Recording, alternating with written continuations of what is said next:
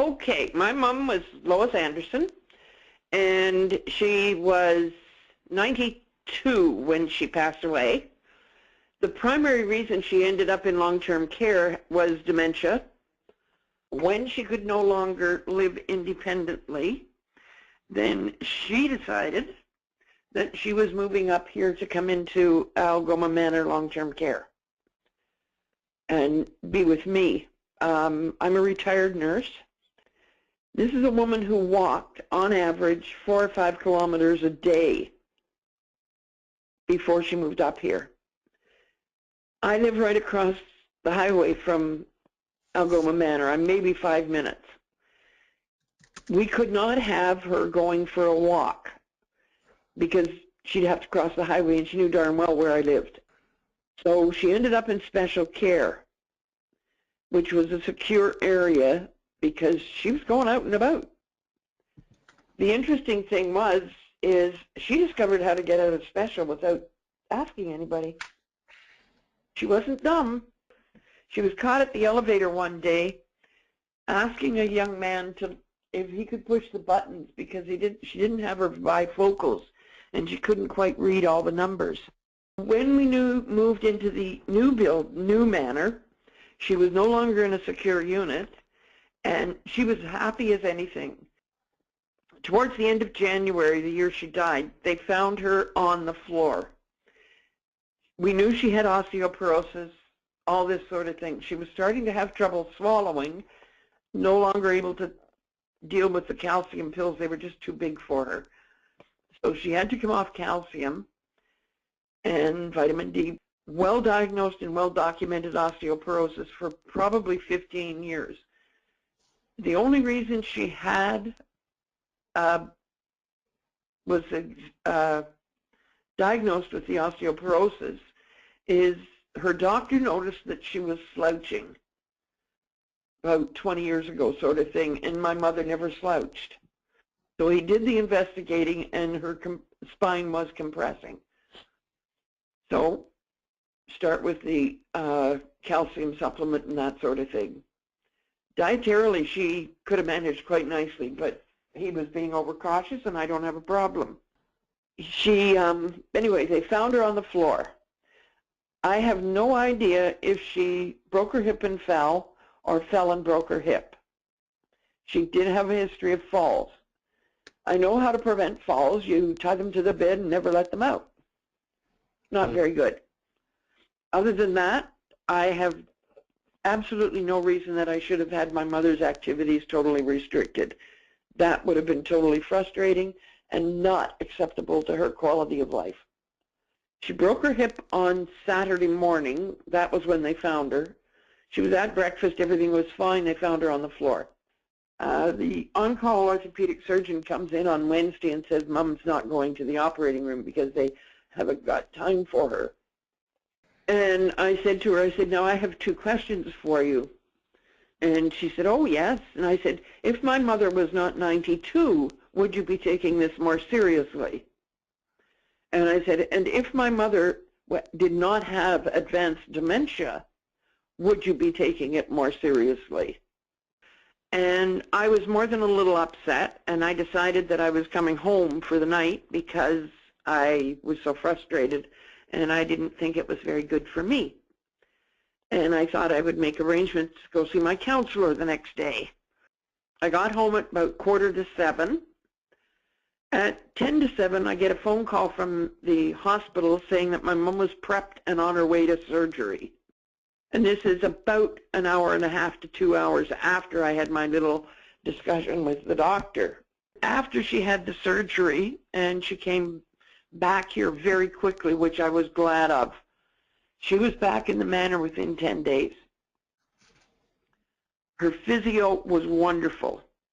They worked hard to try and get her walking, but she had just lost too much ground mentally, and it was another catastrophic insult to her dementia.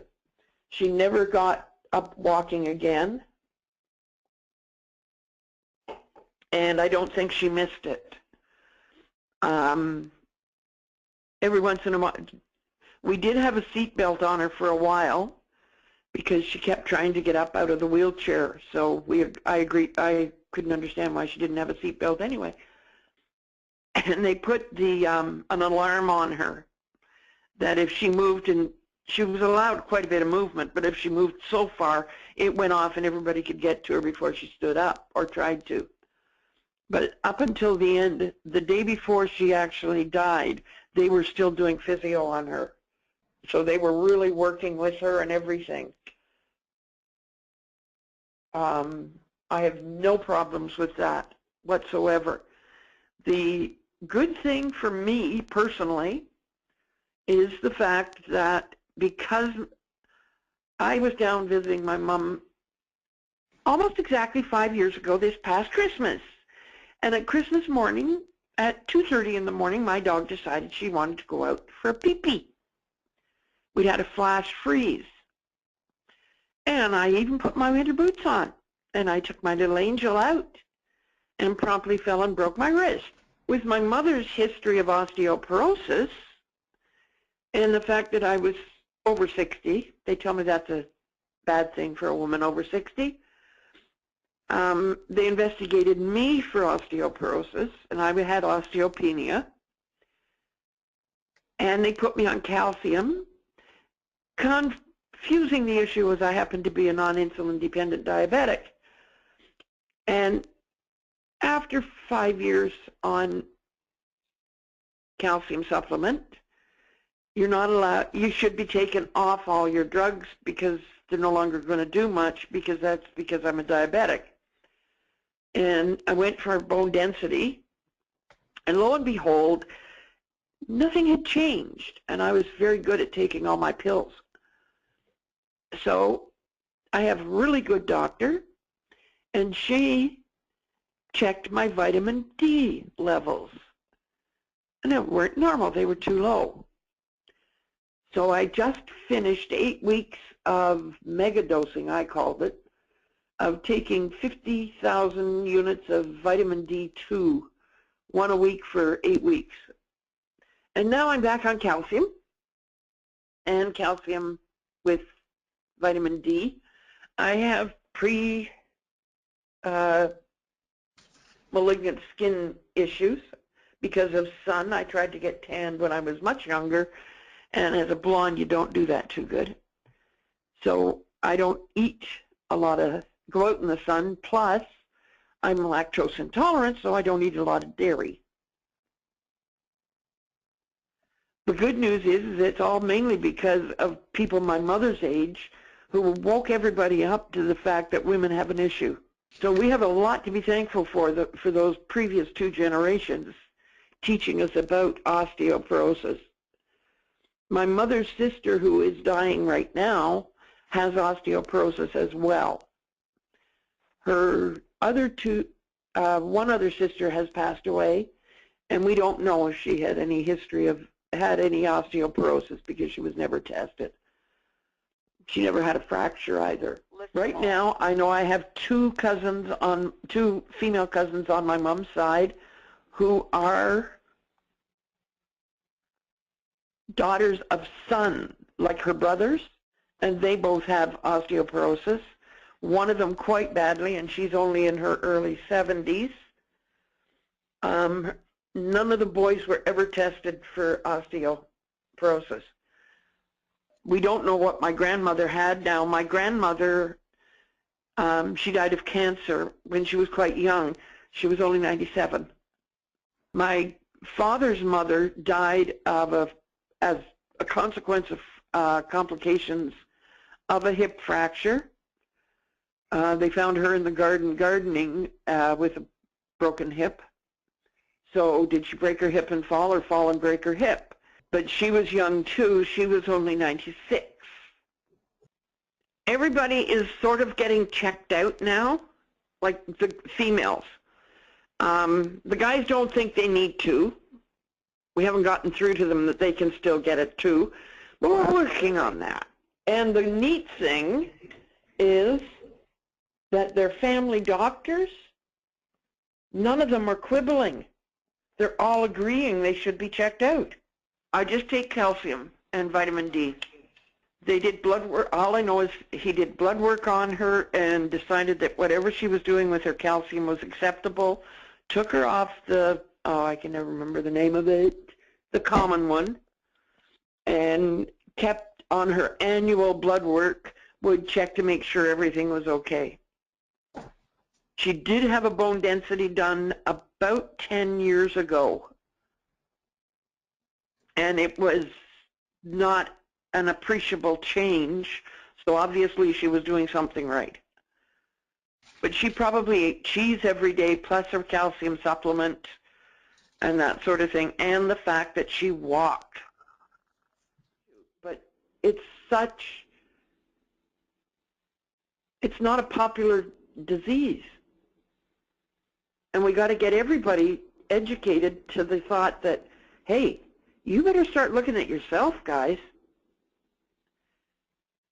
And then we have the problem of the target population of who you're going to check to see if they've got osteoporosis or osteopenia are old people. And unless there's a reason, most doctors don't look at it because the person who's possibly got it denies that there's a problem. My mom was diagnosed because the doctor saw she was slouching. And she was a very upright lady. That was different. That was not how she walked and all that.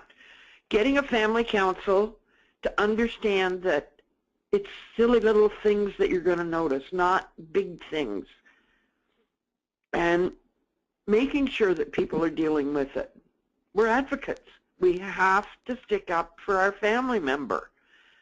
And if we can stick up for a whole bunch of families and their members who are caregivers, then let's do it. But I'm not sure how we can go along making it sensible and simple that we can all understand it. Like I said, that DVD was really good. And it was short enough and to the point enough that I didn't get bored. And I'm a 30-minute television person, you know, 15 minutes and you have more commercials. So we were able to sit there and really go through it. I've watched it twice and picked up something both times. Maybe we should be getting the staff to do it too. I need some help in making sure I stay focused, and here's a way I can do it, and we can all get together and come up with a plan. And even if we were to do like 2 or 3 diseases a year, one of them being osteoporosis, because it's going to be personal to everybody. And if you happen to find out that, hey, maybe I'm in a target group that should be getting interested in this, that's selfish and it works.